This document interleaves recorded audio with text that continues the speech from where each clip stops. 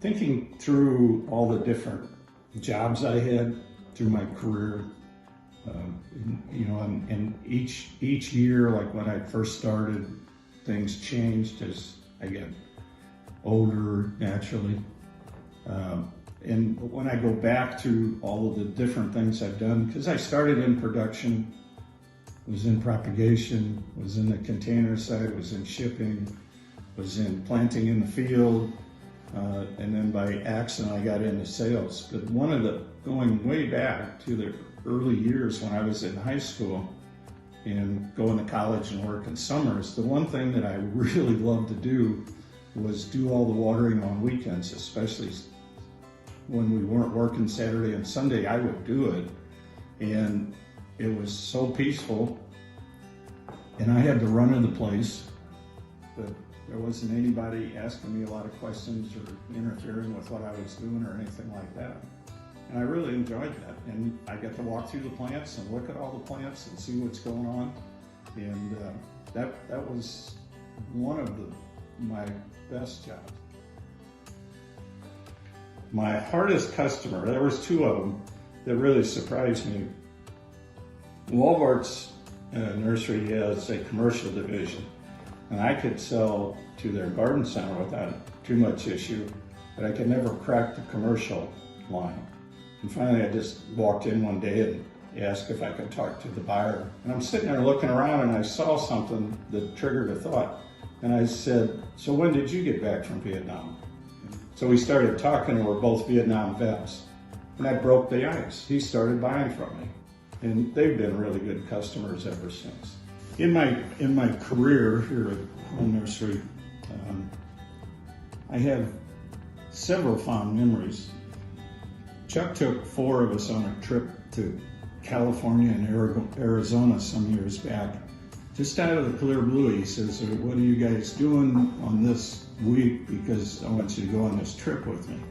So we flew out there, and from the time we hit the ground until we were hitting the bed in the hotel, we were visiting nurseries until the gate was closed and we couldn't get in anymore. And we did this in California for 2 days, and we flew up to Oregon, and we did it up there for 3 days. And the thing that was really cool about this is when we came back to the nursery, the amount of excitement that all of us had and ideas that just kept rolling. I mean, for a year, it was like the ideas just kept coming out. I think that the spirit that he gave us, that we're important to the company, important enough that we could go on this trip, and we worked our butts off, but we learned an awful lot.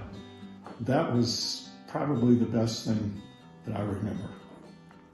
Home Nursery has managed to be around for 100 years, mainly because when in the early 80s, I believe it was, we hit a recession where interest rates were like, if you were borrowing money, it was 16%. Gas was very expensive and hard to get. And so plants were not the most cherished thing. People weren't really buying a lot from us. We worked with our customers, which is one of the things that the company has always talked about is take care of your customers and they'll take care of you. And we cut corners, and we didn't do any big expansions, didn't buy too much equipment.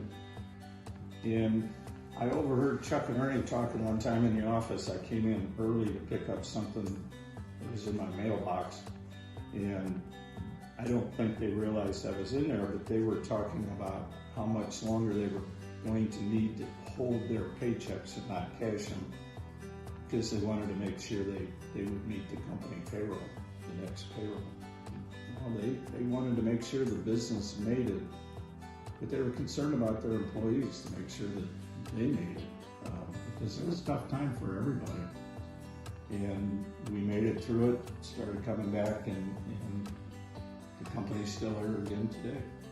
And it's just, to me, it's kind of the family work ethic that they had, that you can get through a lot of the tough times if you just pull together and put a plan together and just work it, and just remember that you'll get through it, but it's just going to be tough. And that's just the way business is. You hit bad points, you just got to pull yourself through it. And I watched them go through those two. There was a couple other little ones in there where, you know, weather patterns were lousy or we had a fire or stuff like that. And we just work our way through it. When I first started working at the nursery, I kept hearing the comment about Ernie Sr.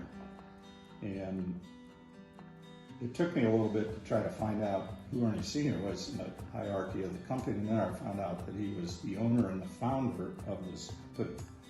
And whenever I'd see him, he always looked like a grump, like, you know, I don't want to talk to him, I don't want to be anywhere around him because I'm afraid he's going to fire me, type thing.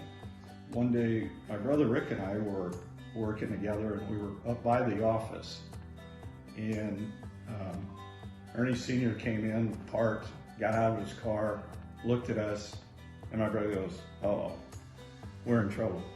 And he comes over and he says, "You boys come with me to my office." And, you know, not knowing Ernie that well, Ernie Sr., and not working with him much, but just knowing that everybody said he was a tough guy. So we said, okay, and we followed him, and you had to go to his office, you had to go through the old retail store and then walk up these steps, and it was like you're going to the gallows, you know, following Ernie Sr. up the steps. You'd never been in his office before. You'd never said 2 words to him before. And he opens the door of his office and says, "Sit down." Okay. So we sit down, he sits down. He says, "You know, I noticed you guys are around here. You've been around for a while. I just wanted to tell you about how I started this company."